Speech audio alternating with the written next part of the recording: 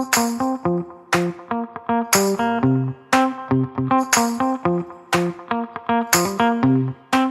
everyone, gonna go with the headset look today. It was a little stuffy in here, so I've got a little fan on. That's gonna make it hard for you to hear me read. So here we go. Gonna nerd out today, but thank you again for tuning in. Thank you for coming back for chapter 2.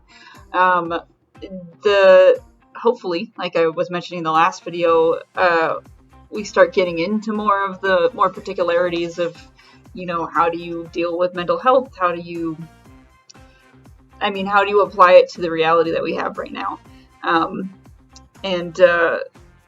think without further ado, I'm going to go right on back into chapter 2. Chapter 2, you can change your world. We know that PMA is a positive mental attitude, and we also know that a positive mental attitude is one of the 17 success principles. When you begin to apply a combination of these principles with PMA in your chosen occupation or to a solution of your personal problems, you are on the road to success. Then you are on the right track and headed in the right direction toward getting what you want. To achieve anything worthwhile in life, it is imperative that you apply PMA regardless of what other success principles you employ. PMA is a catalyst which makes any combination of success principles work to attain a worthwhile end. It is NMA combined with some of the same principles that is the catalyst which results in crime or evil. And grief, disaster, tragedy, sin, death, disease, and some of its rewards. 17 success principles.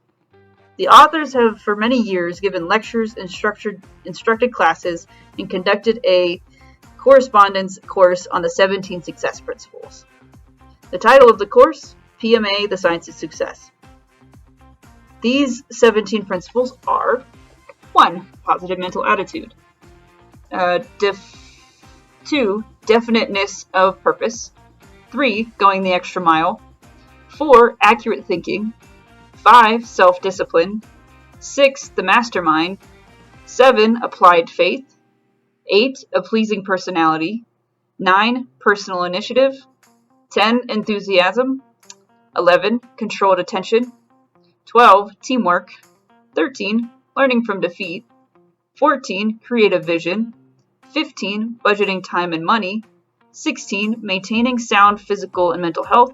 And 17. Using cosmic habit force or universal law.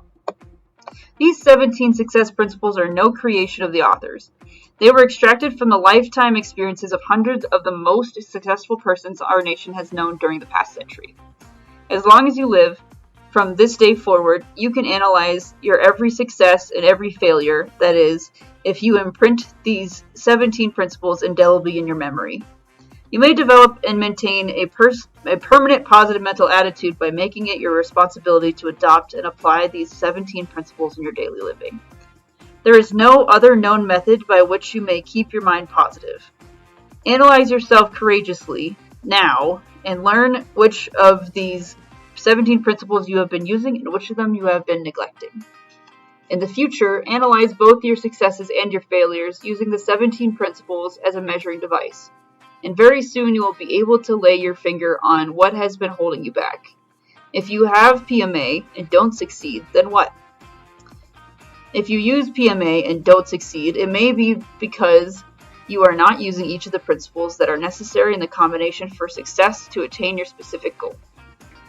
You may wish to check the stories of S.B. Fuller, Tom Dempsey, Henry J. Kaiser, the Woodcutter, Al Allen, and Henry Ford to recognize which of the 17 success principles each person applied or neglected to apply.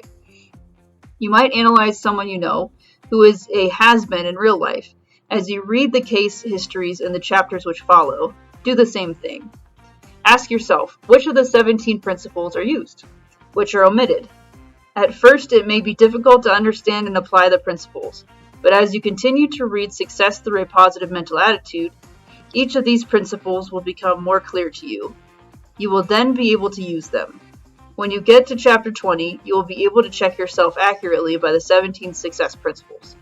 There you will find a self-analysis chart under the heading Success Quotient Analysis. Has the world given you a raw deal? The students who have enrolled in the PMA Science of Success course have often been people who consider themselves failures in some area of their lives. The very first question such a person might ask, or might be asked when he enters the class is why? Why are you taking this course? Why haven't you had the success you would like to have? And the reasons which they gave tell us a tragic story about the cause of failure. I never really had a chance to get ahead. My father was an alcoholic, you know. I was raised in the slums, and that's something you can never get out of your system. I only had a grammar school education. These people are all saying, in essence, that the world has given them a raw deal. They are blaming the world and circumstances outside themselves for their failures. They blame their heredity, or their environment. They start out with a negative mental attitude. And of course, with that attitude, they are handicapped. But it is NMA that is holding them down, not the external handicap which they give as the cause of their failure. A lesson learned from a child. There is a wonderful little story about a minister who, one Saturday morning, was trying to prepare his sermon under difficult conditions. His wife was out shopping. It was a rainy day and his young son was restless and bored, with nothing to do. Finally, in desperation, the minister picked up an old magazine and thumbed through it until he came to a large, brightly colored picture. It showed a map of the world. He tore the page from the magazine, ripped it into little bits, and threw the scraps all over the living room floor with the words, "Johnny, if you can put this all together, I'll give you a quarter." The preacher thought this would take Johnny most of the morning, but within 10 minutes, there was a knock on his study door. It was his son with the completed puzzle. The minister was amazed to see Johnny finish so soon, with the pieces of paper neatly arranged and the map of the world back in order. "Son, how did you get that done so fast?" the preacher asked. "Oh," said Johnny, "it was easy. On the other side there was a picture of a man. I just put a piece of paper on the bottom, put the picture of the man together, put a piece of paper on top, and then turned it over. I figured that if I got the man right, the world would be right." The minister smiled and handed his son a quarter. "And you've given me my sermon for tomorrow, too," he said. If a man is right, his world will be right. There's a great lesson in this idea. If you are unhappy with your world and want to change it, the place to start is with your own self. If you are right, your world will be right. This is what PMA is all about. When you have a positive mental attitude, the problems of your world tend to bow before you. You were born a champion. Have you ever thought about the battles you won before you were born? Stop and think about yourself, says Amram Scheinfeld, an expert on genetics. In all the history of the world, there was never anyone else exactly like you, and in all the infinity of time to come, there never will be another. You are a very special person, and many struggles took place that had to be successfully concluded in order to produce you. Just think, tens of millions of sperm cells participated in a great battle, yet only one of them won, and that was the one that made you. It was a great race to reach a single object, a precious egg containing a tiny nucleus. This goal, for which the sperms were completed, was smaller in size than the point of a needle, and each sperm was so small that it would have been magnified thousands of times before it could have been seen by the human eye. Yet, it is on this microscopic level that your life's most decisive battle was fought. The head of each of the millions of sperms contained a precious cargo of 24 chromosomes, just as there were 24 in the tiny nucleus of the egg. Each chromosome was comprised of jelly-like beads closely strung together. Each bead contained hundreds of genes, to which scientists attribute all the factors of your heredity. The chromosomes in the sperm comprised all the hereditary materials and tendencies contributed by your father and his ancestors. Those in the egg nucleus, the inheritable traits of your mother and her ancestors. Your mother and father themselves represented the culmination of over 2 billion years of victory in the battles to survive. And then one particular sperm, the fastest, the healthiest, the winner, united with the waiting egg to form one tiny living cell. The life of the most important living person had begun.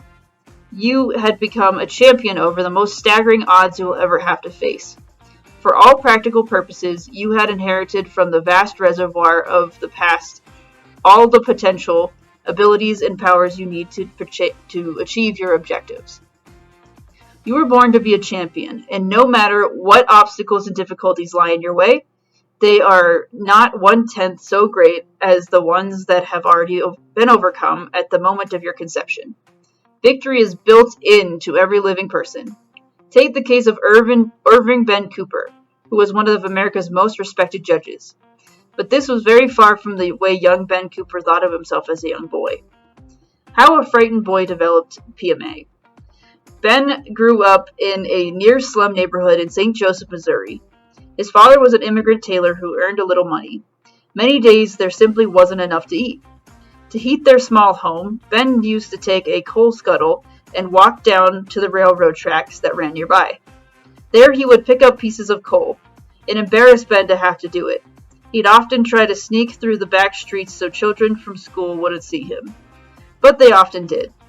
There was one gang of boys in particular who found great sport in ambushing Ben on his way home from the tracks and beating him up. They would scatter his coal all over the street and send him home with tears streaming from his eyes. Thus it was that Ben lived in a more or less permanent state of fear and self-despising. Something happened, as it always must when we break the pattern of defeat. The victory within us does not assert itself until we are ready. Ben was inspired to position action because he read a book. It was Robert Coverdale's Struggle by Horatio Alger. In it, Ben read the adventures of a youngster like himself who was faced with great odds, but who overcame these odds with the courage and moral strength which Ben wished to possess. The boy read every one of the Horatio Alger books he could borrow. As he read, he lived the part of the hero. All winter he sat in the cold kitchen reading stories of courage and success, unconsciously absorbing a positive mental attitude. Some months after he had read his first Horatio Alger book, Ben Cooper was again making a trip down to the railroad tracks. Often in the distance, he saw 3 figures dart behind a building. His first thought was to turn and run. Then he remembered the courage that he had admired in his book heroes, and instead of turning, his hand gripped the coal scuffle more tightly and marched straight ahead, as if he were one of the Alger heroes. It was a brutal fight. The 3 boys jumped Ben all at the same time. His bucket dropped and he started flailing his arms with a determination that caught the bullies by surprise. Ben's right hand smashed into the lips and nose of one of the boys, his left hand into his stomach. To Ben's surprise, the boy stopped fighting and turned and ran. Meanwhile, the other 2 boys were hitting and kicking him. Ben managed to push one boy away and knock the other down. He jumped on the second boy with his knees, while he plowed punch after punch into his stomach and jaw as if he were mad. Now there was just one boy left. This was the leader. He had jumped on top of Ben. Ben managed to pull him aside and get on his feet. For a second, the 2 boys stood and looked at each other squarely in the eyes. And then, bit by bit, the leader stepped backwards. He too ran away. Perhaps it was righteous indignation, but Ben picked up a chunk of coal and threw it at the retreater. It wasn't until then that Bill realized that his nose was bleeding and that he had black and blue marks on his body from the punches and kicks he had received. It was worth it. It was a great day in Ben's life. In that moment, he overcame fear. Ben Cooper wasn't much stronger than he had been a year earlier. His attackers were no less tough. The difference came in Ben's own mental attitude. He had faced danger in spite of fear. He decided that no longer he was going to be pushed around by bullies. From now on, he himself was going to change his world. And of course, that is exactly what he did. Identify yourself with a successful image. The boy gave himself an identity. When he fought the 3 bullies on the street that day, he was not fighting as frightened, undernourished Ben Cooper. He was fighting as Robert Coverdale or any other of the plucky and daring heroes of Horatio Alger's book. Identifying oneself with a successful image can help break the habits of self-doubt and defeat which years of NMA set up within a personality. Another and equally important successful technique for changing your world is to identify yourself with an image that will inspire you to make the right decisions. It can be a slogan, a picture, or any other symbol that is meaningful to you. What will your picture say to you? The president of a Midwest concern operating internationally was visiting his San Francisco office. He noticed a large photograph of himself on the wall of the office of Dorothy Jones, a private secretary. "Dottie, that's a rather large picture for this size room, isn't it?" he asked. Dorothy responded, "When I have a problem, do you know what I do? Without waiting for an answer, she demonstrated by placing her elbows on her desk, propping her head on the fingers of her folded hands, and looking up at the picture. "Boss, how the heck would you solve this problem?" she asked. Dottie's remarks seemed rather humorous, yet the essence of her idea is startling. Perhaps you have a picture in your office, your home, or in your wallet that could give you the right answer to an important question in your life. Yours may be a picture of your mother, father, wife, husband, of Benjamin Franklin or Abraham Lincoln. It may be that of a saint. What will your picture say to you? There is one way to find out. When you are faced with a serious problem or decision, ask your picture a question. Listen for an answer. Another essential ingredient for changing your world is to have definiteness of purpose, one of the 17 principles of success. Definiteness of purpose is the starting point of all achievement. Definiteness of purpose combined with PMA is the starting point of all worthwhile achievement. Remember, your world will change whether or not you choose to change it, but you have the power to choose its direction. You can select your own targets. When you determine your definite major aims with PMA, there is a natural tendency for you to use 7 of the success principles: personal initiative, self-discipline, creative vision, organized thinking, controlled attention, budgeting of time and money, and enthusiasm. Robert Christopher had definiteness of purpose with PMA. Now let's see how the natural tendencies for these additional principles manifested themselves in the success story. Robert Christopher had definiteness of purpose with PMA. Now let's see how the natural tendencies for these additional principles manifested themselves in this success story. For, like many boys, Bob's imagination was stimulated while he read Jules Verne's thrilling imaginative story Around the World in 80 Days. Bob told us, "I used to daydream a great deal, but when I grew older, I read 2 books on motivation. Think and Grow Rich, The Magic of Believing.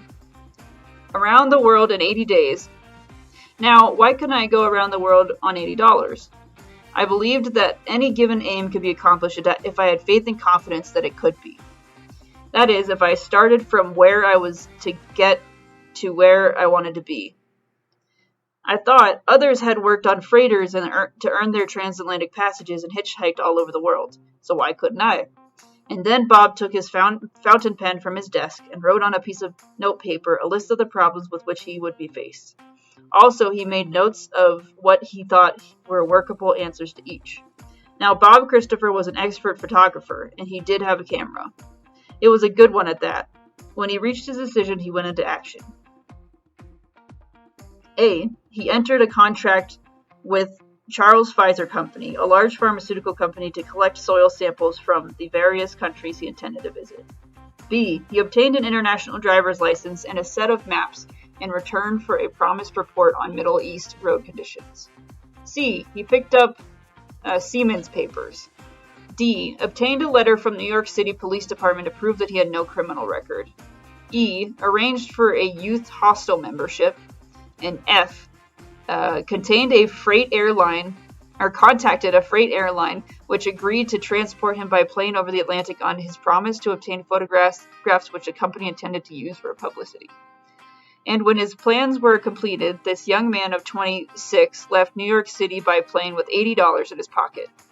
Around the world on $80 was his definite major aim. And here are a few of his experiences. 1. Had breakfast at Gander, Newfoundland. How did he pay for it? He photographed the cooks in the kitchen, and they were pleased. Bought 4 cartons of American cigarettes at Shannon, Ireland that cost him $4.80. At that time, cigarettes were as good as money as medium of exchange in many countries. Arrived at Vienna from Paris. The fee, 1 carton of cigarettes from the driver. Gave the conductor 4 packs of cigarettes to take him from Vienna to Switzerland on a train through the Alps. Rode a bus to Damascus. A policeman in Syria was so proud of the picture that Bob had taken of him that he ordered the bus driver to take him. Took a photograph of the president and staff of the Iraq Express Transportation Company. This earned him a ride from Baghdad to Tehran. In Bangkok, the owner of a very fine restaurant fed him like a king. Bob gave him the information he wanted, a detailed description of a specific area and a set of maps. Was brought from Japan to San Francisco as a crew member of the SS The Flying Spray. Around the world in 80 days? No. Robert went around the world in 84 days, but he did accomplish his objective. He went around the world on $80. And because he had definiteness of purpose with PMA, he was automatically motivated to use an additional 13 of the 17 success principles to achieve his specific goal. The starting point of all achievement. Let us repeat, the starting point of all achievement is definiteness of purpose with PMA. Remember this statement and ask yourself, what is my goal? What do I really want? Based on the people we see in our PMA, Science of Success course, we estimate that 98 out of every 100 persons who are dissatisfied with their world do not have a clear picture in their minds of the world they would like for themselves. Think of it. Think of the people who drift aimlessly through life, dissatisfied, struggling against a great many things, but without a clear-cut goal. Can you state right now what it is that you want out of life? Fixing your goals may not be easy. It may even involve some painful self-examination. But it'll be worth whatever effort it costs, because as soon as you can make your goal, you can expect to enjoy many advantages. These advantages came almost automatically. The first great advantage is that your subconscious mind begins to work under a universal law. What the mind of man can conceive and believe, the mind of man can achieve with PMA. Because you visualize your intended destination, your subconscious mind is affected by this self-suggestion. It goes to work to help you get there. 2. Because you know what you want, there is a tendency for you to try to get on the right track and head in the right direction. You get into action. 3. Work now becomes fun. You are motivated to pay the price. You budget your time and money. You study, think, and plan. The more you think about your goals, the more enthusiastic you become. And with enthusiasm, your desire turns into a burning desire. You become alerted to opportunities that will help you achieve your objectives as they present themselves in your everyday experiences. Because you know what you want, you are more likely to recognize these opportunities. These 4 advantages are illustrated by an early experience of the man who is later to become editor of the Ladies' Home Journal. Edward Bok came from Holland as a boy with his parents. He was imbued with the idea that someday he was going to run a magazine. With this specific goal before him, he was able to seize upon an incident so trivial that with most of us it would have passed unnoticed. He saw a man open a package of cigarettes, take a slip of paper from it, and drop the paper on the floor. Bok stooped and picked up the scrap of paper. On it was a picture of a famous actress. Below the picture was a statement that this was one of a series. The cigarette buyer was urged to collect the complete set of pictures.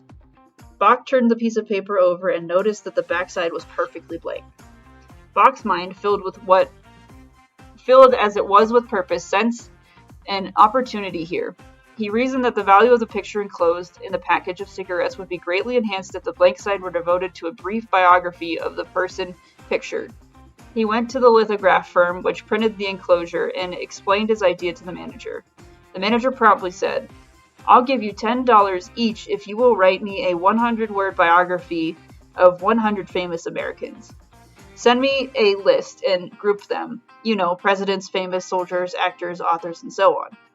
This is the way Edward Bok got his first literary assignment. The demand for his short biographies became so great that he needed help, so he offered his brother $5 each if he would help him. Before long, Bok had 5 journalists busy turning out biographies for the lithograph presses. Bok, he was the editor. You have success born in you. Notice that one of the men we have been talking about had success handed to him on a platter. At first, the world was not particularly kind to Edward Bok or Judge Cooper, and yet each carved from the raw material around him a career of great satisfaction, and each one did it by developing the many talents he found within himself. Everyone has many talents for surmounting his special problems. It is interesting to note that life never leaves us stranded. If life hands us a problem, it hands us also the abilities with which to meet the problem. Our abilities vary, of course, as we are motivated to use them.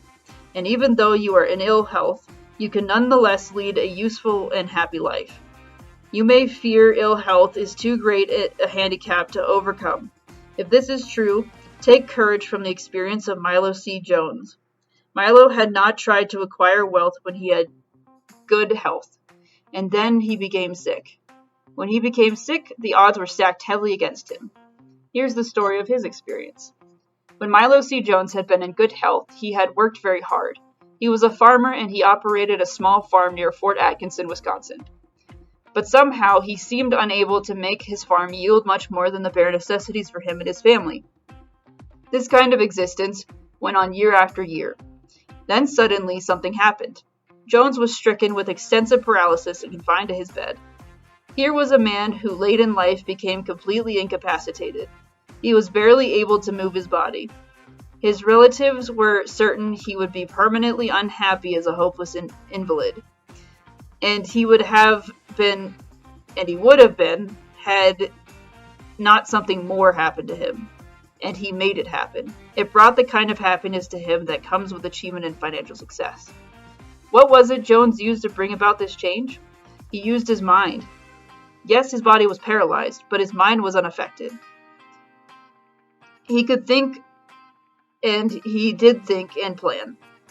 One day, while engaged in thinking and planning, he recognized the most important living person with a magical talisman with PMA on one side and NMA on the other. He saw clearly that he was a mind with a body. He made his own decision right then and there. PMA attracts wealth. Milo C. Jones chose to develop a positive mental attitude. He chose to be hopeful, optimistic, happy, and convert creative thinking into the reality by starting right from where he was. He wanted to be useful, and he wanted to support his family instead of being a burden to them. But how could he return his disadvantage into advantage? He didn't let his vital problem stop him. He found the answer. First, Jones counted his blessings. He discovered that he had so very much for which to be thankful. This thankfulness led to him to search for additional blessings which he might enjoy in the future. And because he was searching for, among other things, a way to be useful, he found and recognized that for which he was looking. It was a plan and it required action. So Jones went into mental action. He revealed the plan to members of his family. I am no longer able to work with my hands, he began. So I have decided to work with my mind. Every one of you can, if you will, take the place of my hands, feet, and physical body. Let's plant very tillable acre of our farm in corn. Then let's raise pigs and feed them the corn. Let's slaughter the pigs while they are young and tender and convert them into sausages. And then we can package and sell them under a brand name. We'll sell them in retail stores all over the country. And then he chuckled as he said, they'll sell like hotcakes. And they did sell like hotcakes. In a few years, the brand name Jones's Little Pig Sausages became a household byword. And these 4 words became a symbol that tantalized the appetites of men, women, and children throughout the nation. And Milo C. Jones lived to see himself a millionaire. He had achieved something even more through a positive mental attitude. For he had flipped his talisman to PMA.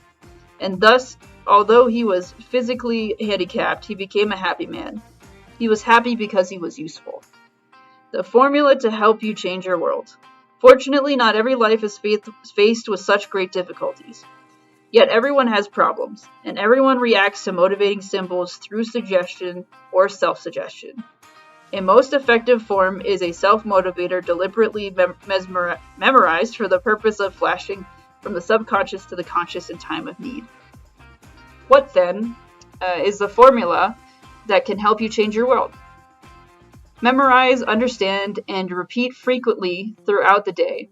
What the mind of a man can conceive and believe, the mind of a man can achieve with PMA. It is a form of self-suggestion. It is a self-motivator to success. When it becomes a part of you, you dare to aim higher. Bill was a sickly farm boy on the southeastern Missouri country. A dedicated grammar school teacher motivated young William Danforth to change his world. The teacher did this with a challenge. I dare you. I dare you to become the healthiest boy in school. I dare you became William Danforth's self-motivator throughout life. He became the healthiest boy in the school. Before he died at the age of 85, he helped thousands of other youths to develop good health, and something more, to aspire nobly, to adventure daringly, and to serve humbly. During his long career, he never lost a day at work because of his illness. I Dare You motivated him to build one of America's largest corporations, the Ralston Purina Company. I Dare You motivated him to engage in creative thinking and turn liabilities into assets. I Dare You motivated him to organize the American Youth Foundation. Its purpose is to train men and women in Christian ideals and prepare them for responsibilities of life. I Dare You motivated William Danforth to write a book entitled I Dare You. Today's book is inspiring boys and girls, men and women, to have the courage to make this world a better world to live in. What a remarkable testimony to the power of self-motivator to develop a positive mental attitude. Are you yourself ever tempted to blame the world for your failures? If so, pause and reconsider. Does the problem lie with the world or with you? Dare to learn the 17 success principles. Dare to memorize self-motivators. Dare to apply them with the full assurance that they will work for you just as effectively as they are working every day for hundreds of others. Perhaps you don't know how. Perhaps you need to learn to think more accurately. Be guided by pilot number 2, then turn to chapter 3. Its purpose is to heal you, clear cobwebs from your thinking. Okay. So that's the end of chapter 2. There is a little bit of a recap at the end. But some thoughts that I had at the end of this chapter. This chapter was a lot about having a definiteness of something, whatever they said, a definiteness of viewpoint or purpose, right? And I like that message. I think it's a good one, just because there's a relative ease of seeing all the difficulties you have in front of you and sort of consciously or subconsciously lumping that into what the likelihood of you achieving your goal is.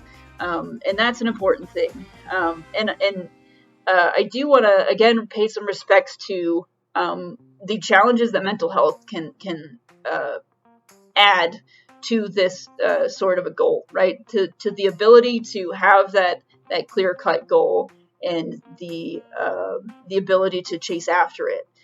One mental illness that does come to mind is ADHD.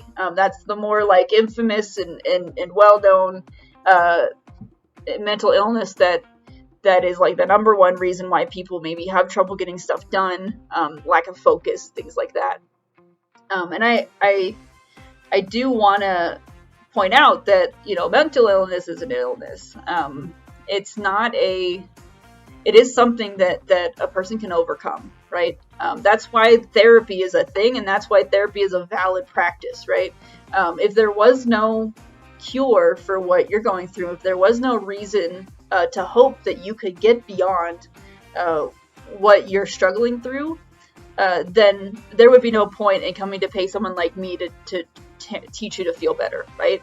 And so that's a message I want to drive home with this chapter, is that the idea that positive mental thinking, right, that turning that your negative experiences into assets, that is something everyone can do. That is something that whether you struggle with depression or anxiety or trauma or anything, any person can do that. Now, I'm not saying it's easy. It is something that's going to take practice. It's pretty well known that, a habit takes 11 days to form, right? It's the same thing with your thinking. It's the same thing with your self-language. It's the same thing with even your self-care, your self-enhancing behaviors, right? It's going to be something that takes time, and it could be 11 days, it could be a couple of days, it could be a month or so, who knows? But the point is it's possible. The point is that if there is something in you saying, hey, my depression is going to be the reason why I can't be successful, that is your depression talking. That is your mental illness talking, right? And same with anxiety, right? Those worries you have where, if I give this a shot, I may be disappointed, and I don't think I can handle disappointment. You can. That is your anxiety talking. And I am speaking from, the viewpoint of a therapist, but also someone who's experienced this as well. I have had my own, trials with anxiety and depression, as well as varying forms of trauma. And I can tell you very honestly, it does take work, but it is possible. And I guess final thoughts for today on this chapter is, again, and the point of the chapter, I think, validates this too, is just that, life is always going to have those things that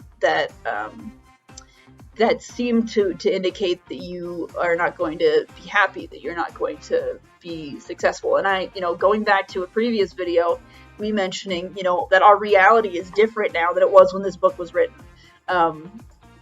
That difference is enough to maybe require the book to make some changes, but doesn't invalidate it, right?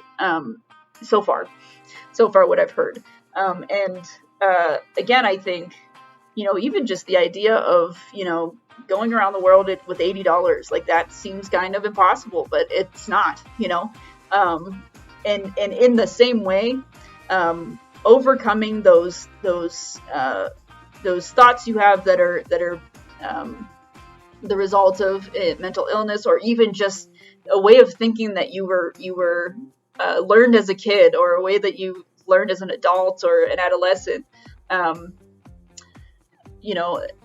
That kind of thinking can go away. It is not permanent. No person is born with a mental illness. That's just not how it works. Mental illness is either something that is conditioned over time, or brought on by environment that you were raised in, and ultimately does have some biochemical foundation as well, but that also just doesn't it doesn't come from just being born that way.